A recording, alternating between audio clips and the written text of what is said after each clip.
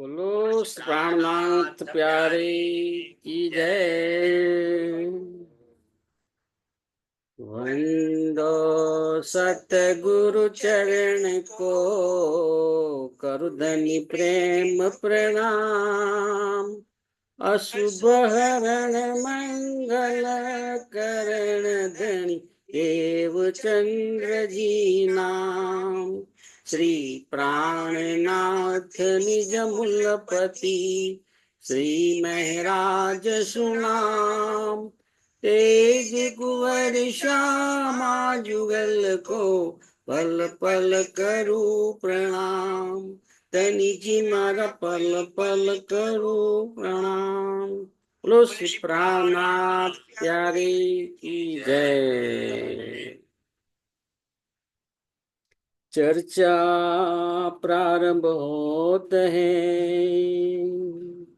सुनो साथ चित दई। भजो राज श्यामा श्री प्राणनाथ, सखी जीवनी हमारो है। श्री महामत कहे साध जी, बया चर्चा का वक्त। अब तुम सुनियो चित दे, लाल आगे आए बैठे तखत। लाल आगे आए बैठे इन तखत। बोलो श्री प्राणनाथ प्यारे की जय। પૂર્ણ બ્રહ્મ સચ્ચિદાનંદ સ્વરૂપ ધામધણી શ્રી અક્ષરાતીત પરમાત્માની અસીમ કૃપાથી, સદગુરુ મહારાજના અપાર આશીર્વાદથી આપણે શ્રી વિતક સાહેબની ચર્ચા કરી રહ્યા છીએ. તેમાં આપણે અગાઉ જોઈ ગયા કે શ્રીજી અને સુંદર સાથ સુરતથી જાગણીનો લીલાનો પ્રારંભ કર્યો અને સુરતથી અમદાવાદ આવ્યા, અમદાવાદથી સિદ્ધપુર આવ્યા, સિદ્ધપુરથી મેરતા આવ્યા અને મેરતાથી ગોકુળ, મથુરા, આગ્રા થઈ અને દિલ્હી આવે છે. દિલ્હીમાં શરૂઆતના 6 મહિના સૈયદની હવેલીમાં રહે છે અને ત્યાર પછી લાલ દરવાજા પાસે ક્ષત્રિયની હવેલીમાં જાય છે, ત્યાં 2 મહિના રહે છે અને ત્યારબાદ શ્રીજી અને સુંદર સાથ શાહજહાનપુર બોડિયા, જે દિલ્હીથી 200 કિલોમીટર દૂર છે, ત્યાં આવે છે. ત્યાં આવી અને શ્રીજી લાલદાસજીને જણાવે છે કે પહેલા કહ્યું કે તમે અને ભીમભાઈ ઔરંગઝેબને જાગૃત કરવા માટેનો જે પત્ર તૈયાર થયો છે, અરબી ભાષામાં તૈયાર કર્યો છે કે તમે જાગૃત કરવા માટે જાઓ. અને આ આદેશ આપે છે. ત્યાર પછી એમની અંદર જિબ્રાઈલ શક્તિ દ્વારા સંદેશો મળે છે કે અત્યારે ઔરંગઝેબને જગાડવા માટેનો યોગ્ય સમય નથી. સુંદર સાથજી, અહીંયા આગળ જિબ્રાઈલ શક્તિ એટલે શું કે રાજીની જોશની શક્તિને જિબ્રાઈલ શક્તિ કહેવામાં આવે છે. આ જિબ્રાઈલ શક્તિ, જોશની શક્તિ દ્વારા આ જગતની અંદર જેટલા ધર્મગ્રંથો છે ને, એ બધા જ ધર્મગ્રંથોની અંદર જ્યાં જ્યાં સચ્ચિદાનંદ પરમાત્મા તરફ અંગુલી નિર્દેશ કરેલો છે, એ જે વાણી છે ને, એ વાણી જોશની શક્તિથી ઉતરેલી છે. એટલે એમ કહી શકાય કે કોઈ પણ ધર્મગ્રંથ છે એમાં અમુક જે ચોપાઈ છે જેમાં તમને કે પરમધામની વાત લાગે, પૂર્ણબ્રહ્મ પરમાત્માની વાત લાગે, તો એ જોશની શક્તિથી કામ થયેલું છે, આ બધી જોશની શક્તિ કામ કરે છે.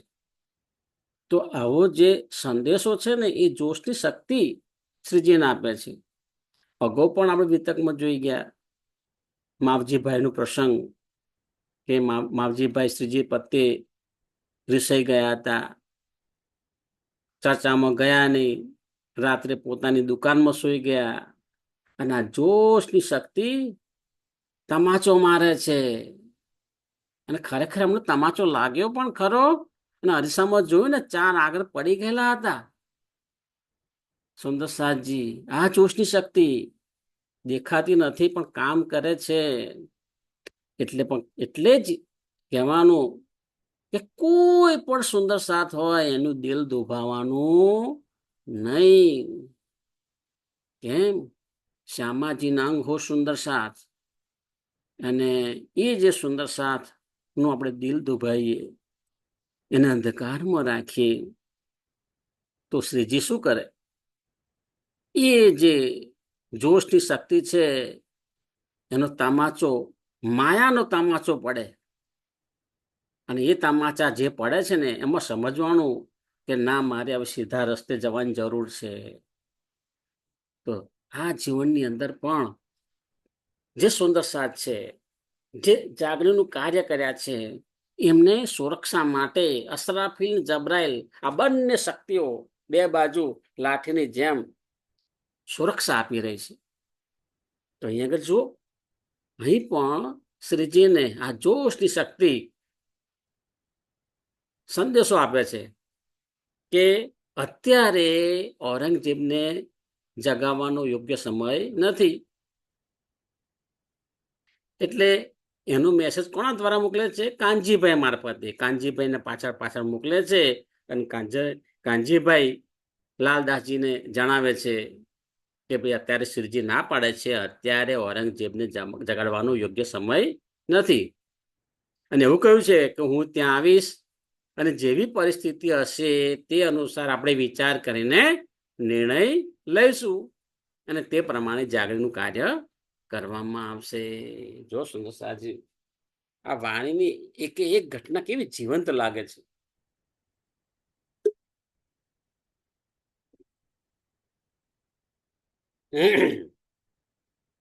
હવે શ્રીજી શું કરે છે? શ્રીજી અત્યારે શાહજહાંપુર બોડિયામાં છે. ત્યાં સુંદર સાથને તો વધારે સુરક્ષિત છે, એ જગ્યા સારી છે. એટલે ત્યાં કેટલાક સુંદર સાથને, જે વૃદ્ધ હોય, મહિલા હોય, બાળકો હોય, એવા સુંદર સાથને ત્યાં મૂકે છે. અને કેટલાક યુવા સુંદર સાથ સાથે હરિદ્વાર જવા રવાના થાય છે. એટલે એમ કહી શકાય કે શ્રીજી શાહજહાંપુર બોડિયાથી સીધા જાય છે ક્યાં? હરિદ્વાર જાય છે. અને તે વખતે વિક્રમ સંવત 1735 નો પ્રારંભ થયો છે. તો શાખાનુસાર 1600 વર્ષ પૂર્ણ થયા હતા, અને આગાહી આપેલી છે આમાં. ત્યારે વિદ્યાબિદન બુદ્ધજી ની શાખાનો વિક્રમ સંવત 1735 નો પ્રારંભ થયો છે. હવે આ જે હરિદ્વાર છે ને, કુંભનો મેળો થવાનો છે, એને આપણે એનું મહત્વ આપણે સમજીશું. તો અહીં કહે છે, પૌરાણિક માન્યતા એવી છે કે અમૃત મેળવવા માટે દેવો અને દાનવ વચ્ચે સમુદ્ર મંથન થયું હતું. એ આપણને ખબર છે, ભાગવતની અંદર આવે છે. અને ત્યારે ત્યાંમાંથી 14 રત્ન પ્રાપ્ત થયા હતા, અને તે પૈકી અમૃત પણ મળ્યું હતું. હવે અમૃત મળ્યું એટલે એના માટે તો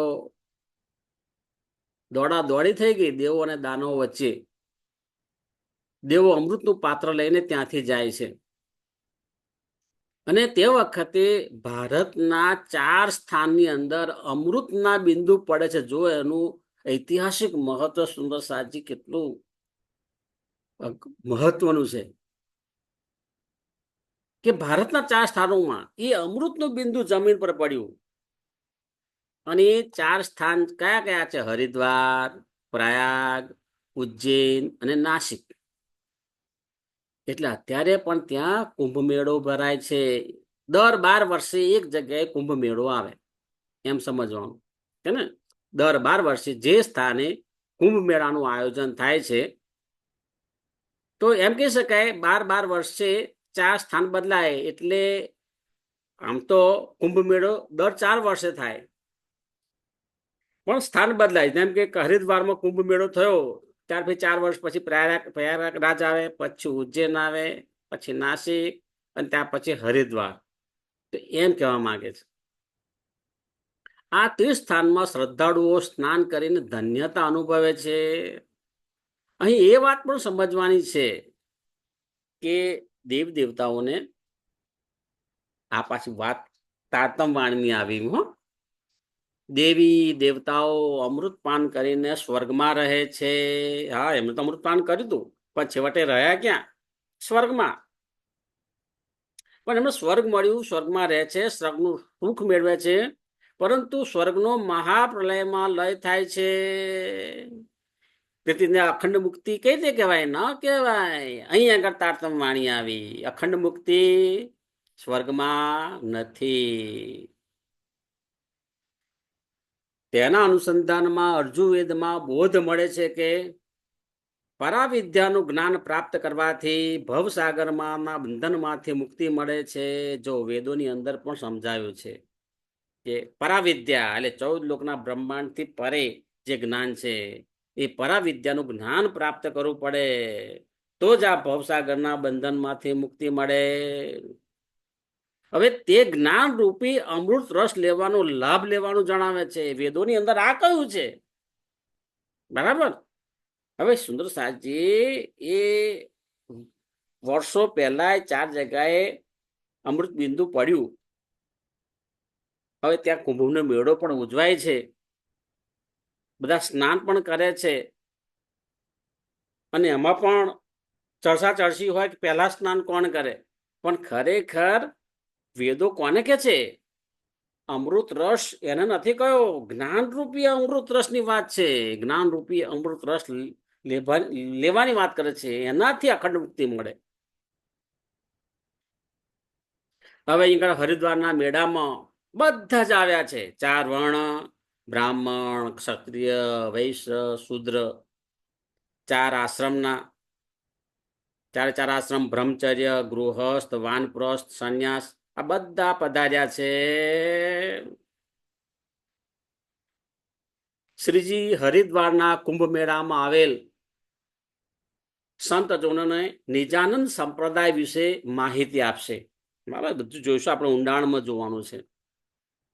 તો નિજાનંદ સંપ્રદાય શું છે એની સંપૂર્ણ વિગતવાર સમજ આપે છે.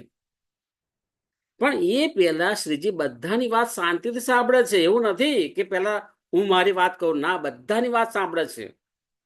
અને બધાની વાત સાંભળ્યા પછી દરેકને એનો પ્રત્યુત્તર પણ આપે છે. એટલે કે દરેકના મનની અંદર રહેલ નકારાત્મકતા દૂર કરે છે. હવે તમારી જે વાત કરો છો એ બધી વાત સાચી, પણ જ્યારે અખંડ મુક્તિની વાત આવે તે વખતે આ જે સ્થાન બતાવો છો એ તો અખંડ મુક્તિનું તો છે જ નહીં. મહાપ્રલયની અંદર એનો લય થાય છે. શ્રીજી વિગતવાર અને સાબિત સાથે સમજાઈ રહ્યા છે. અને શ્રીજી બહુ જ પ્રેમથી બધાની વાત સાંભળે છે અને ખૂબ જ પ્રેમથી પોતાની વાત રજૂ કરે છે. ક્યારેય સહેજ પણ 0.1% પણ ગુસ્સો કર્યો નથી. ખૂબ જ પ્રેમથી સમજાઈ રહ્યા છે. હવે આપણા જે હિન્દુ ધર્મ ગ્રંથની અંદર આવે છે, વ્યાસજીએ રાજા જન્મેજયને કહ્યું કે હરિવંશ પુરાણમાં આવ્યું છે કે એક અનહોની ઘટના થવાની છે. જો તારતમ વાણી જે બ્રહ્મુનિ આ જગતની અંદર આવ્યા ને એની સાબિતી અહીંયા આગળ છે, હરિવંશ પુરાણની અંદર છે. તો હરિવંશ પુરાણની અંદર કહ્યું છે કે એક અનહોની ઘટના થવાની છે. શું? તો કે એની અંદર એમ કહ્યું છે કે આ જગતની અંદર બ્રહ્મમુનિઓ પ્રગટ થશે. જો બ્રહ્મ મુનિઓ પ્રગટ થશે એનો મતલબ શું? અત્યાર સુધી પ્રગટ થયા નથી, ના નથી થયા. અહીંયા આગળ આપણી ગરિમા છે, બ્રહ્મ સૃષ્ટિની ગરિમા છે, સુંદર સાથની ગરિમા અહીંયા આગળ છે. આ બ્રહ્મમુનિઓ આ બ્રહ્મમુનિઓ આ દુનિયા માટે દુર્લભ હતા. દુનિયાની અંદર બ્રહ્મમુનિ આવે જ નહીં. પરમધામની બ્રહ્માંગનાઓની વાત કરે છે. એમની સુરતા જગતની અંદર અગાઉ ક્યારે આવી નથી ને હવે આવશે નહીં. દુનિયા માટે દુર્લભ છે. અને આપણા જીવનનો રિમોટ છે ને ધનીજીના હાથમાં છે. હમણાં આપણને મોકલ્યા છે અને ધનીજી જ આપણને પરમધામ લઈ જશે. તો રાજા કહે, ભાઈ તમારી વાત સાચી, પણ એનો મતલબ શું? સંકાદિક થી લઈને અત્યાર સુધી તમે બધા જે ઋષિ મુનિઓ થઈ ગયા, તો શું આ કોઈ દુર્લભ નથી? આમાંથી કોઈ બ્રહ્મમુનિ નથી? ત્યારે વ્યાસજી ખૂબ જ સ્પષ્ટ કહે છે, અગાઉ આ જગતમાં ક્યારેય બ્રહ્મમુનિ આવ્યા નથી. જો સ્પષ્ટ સાંભળો, બ્રહ્મમુનિ આવ્યા જ નથી. બ્રહ્મ ઋષિઓ આવ્યા છે. બરાબર, ઋષિ કહો છે અમને, બરાબર, પણ બ્રહ્મમુનિ નથી આવ્યા. બ્રહ્મમુનિ આ 28મી ચોકડીના કળિયુગમાં પ્રગટ થવાના છે. એ પ્રગટ થશે અને ત્યારબાદ ભવિષ્યમાં ફરીથી પ્રગટ થવાના નથી. અને એ બ્રહ્મમુનિઓ માટે આ તારતમ વાણી આવી છે. એટલે તારતમ વાણી પણ દુર્લભ છે. સુંદર સાથજી, જો આ વખત ના જાગ્યા તો ફરીથી તારતમ વાણી મળશે કે કેમ, એ પણ સવાલ છે. અત્યારે આપણે સદગુરુ પણ મળ્યા છે, તારતમ વાણી મળી છે, તો શા માટે આત્મજાગૃતિ ના કરવી? શા માટે સમર્પિત ના થવું અને આત્માનું કલ્યાણ ના કરવું? સંસારના કાર્ય તો કરવાના છે જ, પણ સાથે સાથે આત્માનું કલ્યાણ પણ કરવાનું છે. આગળ કહે છે, પાંડવો દ્વારા 36 વર્ષ રાજ્ય કર્યા પછી કળિયુગનો પ્રારંભ થયો હતો. ત્યારબાદ પરીક્ષિતને સિંહાસન પર બેસાડીને પાંડવો હિમાલય તરફ નીકળી ગયા. અને આ પરીક્ષિતનો પુત્ર જન્મેજય, તેની સાથે વેદ વ્યાસની વાર્તા થઈ, જે આપણે અગાઉ ચર્ચા કરી. અને એ ચર્ચાથી એમાં કહ્યું કે આ જે 28મી ચોકડીનો કળિયુગ જે અત્યારે ચાલી રહ્યો છે, એમાં બ્રહ્મમુનિઓ પ્રગટ થશે તેવો સંકેત આપ્યો હતો. અને આ બ્રહ્મમુનિઓ એક અને એક માત્ર પૂર્ણ બ્રહ્મ પરમાત્માની ઉપાસના કરશે. હા, સન્માન બધાને આપશે, બધાને સન્માન આપશે, પણ ઉપાસના એક અને માત્ર એક પૂર્ણ બ્રહ્મ પરમાત્માની જ કરશે. અને તેમના જ્ઞાનથી અન્ય જીવો પ્રભાવિત થશે. અને જે જે જીવો બ્રહ્મમુનિના સંપર્કમાં આવશે ને, એ બધા જ અખંડ મુક્તિ પ્રાપ્ત થશે. વાહ વાહ, સુંદર સાહેબજી, આ કેટલું બધું મહત્વ છે બ્રહ્મમુનિઓનું. જે ખરેખર સાચા આત્મા બ્રહ્મમુનિ છે એમની વાત છે અહીંયા આગળ. તો કે જે આ બ્રહ્મમુનિ આ જગતની અંદર આવશે, પણ એમની ઓળખ કઈ રીતે થાય? કારણ કે માણસ જેવા માણસ હશે, હે, માણસ જેવા માણસ છે, એ પણ સંસારના કાર્યો કરતા હશે. તો વ્યાસજી કહે છે, તેઓ ઉત્તમ પુરુષ અક્ષરાતીત સિવાય અન્ય કોઈની ઉપાસના કરશે નહીં. જો આ છે અનન્યતા, અનન્ય પ્રેમ લક્ષણા ભક્તિની વાત અહીં આગળ કરી છે. આવું જો જોવા મળે, સમજવું આ બ્રહ્મમુનિ છે. આપણી જે વાણી છે, આ વાણીનો એક એક શબ્દ ચેતન બનીને આપણને આનંદ આપે છે. એ આપણા વાંગમય સ્વરૂપની વાત છે. આપણે મંદિરમાં રાજીના દર્શન કરવા જઈએ છે ને, તો વાઘ, મુકટ, મુરલી, વાઘા, વસ્ત્ર, એના આપણે દર્શન કરીએ છીએ. પરંતુ ખરેખર એની અંદર જે તારતમ વાણી છે, એ તારતમ વાણી મૂકેલી છે. અને એને વાંગમય સ્વરૂપ કહેવામાં આવે. એ વાંગમય સ્વરૂપ ની આપણે સેવા પૂજા કરીએ છીએ. એટલે કોઈ પણ મંદિર હોય આપણું, એ મંદિરને આપણે પૂરા ભાવથી પ્રણામ કરવાના છે. સુંદર સાહેબજી, મારા ધ્યાનમાં પણ આવ્યું છે કે કેટલાક સુંદર સાથ કોઈ મંદિરમાં જાય ને કોઈ મંદિરમાં ન જાય. આવો અજ્ઞાનતા છે. અજ્ઞાનતા દૂર કરો, કારણ કે એ જે રાજ્યનું સ્વરૂપ છે એની અંદર તારતમવાણી મૂકી છે. તારતમવાણની સેવા પૂજા થાય છે. એની ઉપેક્ષા કરો તો તમે ગુનેગાર છો. એ તારતમવાણીની એક એક શબ્દ ચેતન બની આપણને આનંદ આપે છે. એક પછી એક અવસ્થા હોય છે. વેદો અને ઉપનિષદમાં પણ કેટલાક એવા પ્રસંગો છે જેનું રહસ્ય બ્રહ્મમુનિઓ તારતમ જ્ઞાનથી જાણી શકે છે. બહુ સુંદર વાત કરી. કે છે વેદ અને ઉપનિષદની અંદર પૂર્ણબ્રહ્મ પરમાત્માની વાત આવેલી છે, પરંતુ એને કોણ સમજી શકે? બ્રહ્મમુનિ સમજી શકે છે. કયા જ્ઞાન દ્વારા? તારતમ જ્ઞાન દ્વારા સમજી શકે છે.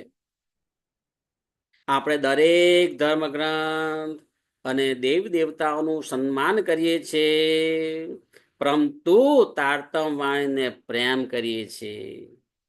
આ ઉપરાંત પુરાણ સંહિતા અને માહેશ્વર તંત્ર પણ બ્રહ્મ સૃષ્ટિના આવવાની સાક્ષી એમાં બતાવેલી છે. હવે આ બધું સાંભળીને સંતોને લાગ્યું કે તેમના ધામ, ક્ષેત્ર, સંપ્રદાય વિશે પૂછીએ તો વિશેષ જાણકારી પ્રાપ્ત થશે. જો અહીંયા આગળ અત્યારે આપણે સારાંશની વાત કરીએ છીએ, બરાબર, કે બધા સંતોને પણ થાય છે કે આટલી આ બહુ સુંદર આ સંત મહાત્મા વાત કરે છે, તો આપણે બધું ઊંડાણમાં એમને પૂછીએ. એટલે બધા જ સંપ્રદાયના આચાર્યો ભેગા થાય છે, શ્રીજીને પૂછે છે કે જેવી રીતે અમે અમારા સંપ્રદાયનું બધું જ તમને જણાવ્યું, અમારા સંપ્રદાયની પદ્ધતિ પણ જણાવી, તેવી આપ આપના સંપ્રદાયની પદ્ધતિ બતાવો. અને તમારા સંપ્રદાયનું શિખા, ક્ષેત્ર, સૂત્ર, ગોત્ર, ઈષ્ટ કોણ છે, કયો જાપ કરો છો, કયો મંત્ર કરો છો, એવા એવા 24 પ્રશ્ન પૂછે છે. જો આ સારાંશ કોઈ આવું બધું થશે એની વાત અહીંયા આગળ કરી. હવે અહીંયા આગળ જુઓ,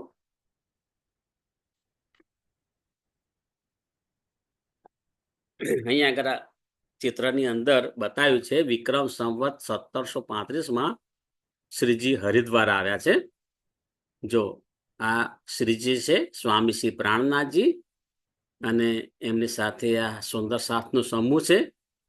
અને તે વખતે બધા જ સફેદ વસ્ત્ર પહેરતા હતા. જો અને આજુબાજુ જે છે એ ભક્ત, જે કે બધા અલગ અલગ સંપ્રદાયના ભક્તો આવ્યા હોય એ બતાવ્યા છે અહીંયા આગળ. તો એની વિગતવાર આપણે ચર્ચા કરવાની છે. સ્વામી પ્રાણનાથજીની હરિદ્વારમાં જાગણી લીલાની આપણે બહુ જ ઊંડાણમાં ચર્ચા કરીશું, કારણ કે આ બહુ મહત્વનું છે. આપણે નિજાનંદ સંપ્રદાયનું પણ ઊંડાણમાં સમજીશું, અને અન્ય ધર્મ ગ્રંથ, અન્ય ધર્મ વિશે પણ અહીંયા ઊંડાણમાં ચર્ચા થતી હશે. હા, આપણે સમજીશું તો ખબર પડશે કે આપણી પાસે કશું જાણતા જ નથી. આપણે વિતક દ્વારા આપણને સંપૂર્ણ જ્ઞાન મળે છે, અને આ જ્ઞાન જો આપણે બરાબર સમજીએ ને તો આપણને આ નિજાનંદ સંપ્રદાય પ્રમાણે માટે જે ઈમાન છે ને બહુ જ પાકો થશે. વિક્રમ સંવત 1735માં 16મી સદી પૂર્ણ થાય છે ત્યારે શ્રીજી હરિદ્વાર પહોંચ્યા, અને તે વખતે ત્યાં કુંભ મેળાની તૈયારીઓ થતી હતી. જો કુંભ મેળું ઐતિહાસિક મહત્વ સમજાવ્યું છે કે ભાગવતમાં જણાવ્યું છે કે દેવો અને દાનવો વચ્ચે સમુદ્ર મંથન થયું હતું, તેવી પૌરાણિક માન્યતા છે. તેના ફળ સ્વરૂપ 14 રત્ન નીકળ્યા હતા. તેમાં અમૃત નીકળ્યું ત્યારે દેવો અમૃતનો કુંજ લઈને ભાગ્યા, કારણ કે સામે દાનવો હતા. હવે દાનવો આ અમૃત પીવે તો અમર થઈ જાય, એ ચાલે નહીં. એટલે દાનવે શું કર્યું? દેવોની પાછળ પડ્યા. હવે દોડતા દોડતા શું થયું કે એ જે અમૃતનો કુંજ હતો ને એમાં ભારતમાં 4 સ્થાનોમાં જમીનની અંદર એ અમૃતના ટીપા પડ્યા. એ 4 સ્થાન છે: હરિદ્વાર, પ્રયાગ, રાજ, ઉજ્જૈન અને નાસિક. હરિદ્વારમાં 12 વર્ષ પછી કુંભ મેળો થઈ રહ્યો હતો. શ્રીજી અહીંયા આગળ હરિદ્વારમાં પહોંચ્યા અને ત્યાં કુંભ મેળાની શરૂઆત થઈ રહી હતી. એટલે કે છે દર 3 વર્ષે વારા ફરતી આ સ્થાનોમાં કુંભ મેળો થાય છે. ત્યાં અગાઉથી જ અલગ અલગ ધર્મ, મતાંતર, સંપ્રદાયના લોકો આવ્યા હતા. સુંદર સાથ સાથે શ્રી પ્રાણનાથજી પહોંચ્યા. અહીં જો કોણ કોણ આવ્યું, અહીં એક જ લીટીની અંદર બધું જણાવી દીધું કે 4 સંપ્રદાય, એના આચાર્યો અને એના અનુયાયીઓ આવ્યા હતા. પછી ષટ દર્શન વાળા આવ્યા હતા. આ પણ એક માર્ગ છે, ષટ દર્શન વાળા. ત્યાર પછી 10 નામ સંન્યાસીઓ એ પણ આવ્યા હતા. અને 4 આશ્રમ વાળા, એ બધા પોતપોતાનું સ્થાન જમાવીને બેઠા હતા. પોતપોતાનું સ્થાન જમાવ્યું હતું અને એની દરેકની પાસે હજારોની સંખ્યામાં પોતાના અનુયાયીઓ પણ હતા. હવે જ્યારે શ્રીજી આવ્યા ને તે વખતે તો જોવે છે, તો શ્રીજી શું જોયું? તે વખતે જોયું કે આ લોકોમાં આ 4 સંપ્રદાય, ષટ દર્શન, સંન્યાસીઓ, એ બધા વચ્ચે હોડ હતી કે સૌ પ્રથમ ગંગા સ્નાન કોણ કરશે? અને પેલા કે ભાઈ અમે તમારા કરતા મોટા, એટલે અમે ગંગા સ્નાન કરીએ. તો પેલા કે ના, તમારા કરતા અમારા ભગવાન મોટા, અમે ગંગા સ્નાન કરીએ પેલા. હવે આ બધું તકરાર ચાલતી હતી. હવે આ ઝઘડતા જોઈ અને શ્રીજીના મુખમાંથી વાણી ઉતરે છે, કારણ કે પૂર્ણ પરમાત્માની આવેશ શક્તિ છે એમની અંદર. અને એ વાણી ઉતરે છે: પહેલે આપ પહેચાનો રે સાધુ, પહેલે આપ પહેચાનો, बिना आप चिन्हे पार ब्रह्म को, कौन કહે મેં જાનું. શ્રીજી ના મુખથી તરત જ કીર્તનનું આ પ્રકરણ ઉતરે છે અને કહે છે કે આપણું આ ધર્મ સ્થાન છે, આપણી સંસ્કૃતિ કેટલી વિશાળ છે. સનાતન ધર્મની જે સંસ્કૃતિ છે એ કેટલી વિશાળ છે, એની ભવ્યતા કેટલી. પરંતુ અજ્ઞાનતાને કારણે આપણે સાચી વાત સમજતા નથી અને અંદર અંદર ઝઘડી રહ્યા છીએ. એટલે કે છે પહેલામાં પહેલું પોતાની જાતને ઓળખવાનું છે. સંપ્રદાયને ઓળખો, ધર્મને ઓળખો, પૂર્ણ પરમાત્માને ઓળખો, એ બધી વાત કરી, પરંતુ શરૂઆત ક્યાં કરવાની છે? પહેલે હું કોણ છું? આ શરીર છું? ના, શરીરની અંદર ચેતન તત્વ છે, એ હું છું. હા, શરીરની અંદર જે ચેતન તત્વ છે એ હું છું. એને કહે છે પહેલે આપ પહેચાનો સાધુ, પહેલે આપ પહેચાનો. એ ચેતન તત્વ નું ઘર ક્યાં છે? એ ચેતન તત્વના માલિક કોણ છે? એ ચેતન તત્વ દ્વારા પૂર્ણ બ્રહ્મ પરમાત્માને કઈ રીતે પ્રાપ્ત કરી શકાય? એ જે ચેતન તત્વ છે એને અખંડ મુક્તિ પ્રાપ્ત કરવાનો માર્ગ કયો? એ બધું ચેતન તત્વની ઓળખ કરવી પડે. એ શ્રીજી કહે છે પહેલે આપ પહેચાનો સાધુ, પહેલે આપ પહેચાનો. એટલે અહીંયા આગળ એમ કહી શકાય કે આત્મ જાગૃતિની વાત કરે છે. અહીંયા આગળ અત્યારે પણ આપણે જોઈએ તો આપણો સમાજ ની અંદર તમે જુઓ તો જ્ઞાતિમાં વહેંચેલો છે, ધર્મની અંદર વહેંચાયેલો છે, અમીરી ગરીબીમાં વહેંચેલો છે, જુદા જુદા ક્ષેત્રોની અંદર વિભાજન થયેલો છે, અને એના માટેના ઝઘડા આપણને જોવા મળે.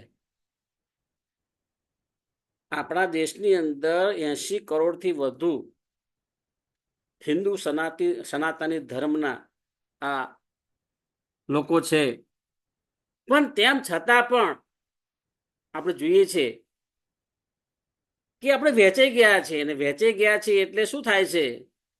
આપણો દેશ મજબૂત થતો નથી, રાષ્ટ્ર કમજોર બને છે. અને રાષ્ટ્ર કમજોર બને છે એનો લાભ રાષ્ટ્રના વિરોધી તત્વો એવા તત્વો કે જે આ દેશનું વિભાજન કરવા માંગે છે, અખંડ ભારતનું વિભાજન થઈને એક પાકિસ્તાન બન્યું, બાંગ્લાદેશ બન્યું. આપણી નજર સમક્ષ ઘણી બધી ઘટનાઓ થઈ રહી છે, પરંતુ આપણી આંખો ખુલતી નથી. કેમ? અહીંયા આગળ જ જોવા મળે છે કે નાહવા માટે પણ જુઓ અંદર અંદર ઝઘડી રહ્યા છે. હવે એમાં શું? તમે પહેલા અંદર સ્નાન કરો પછી સ્નાન કરો, એમાં શું ફેર પડે?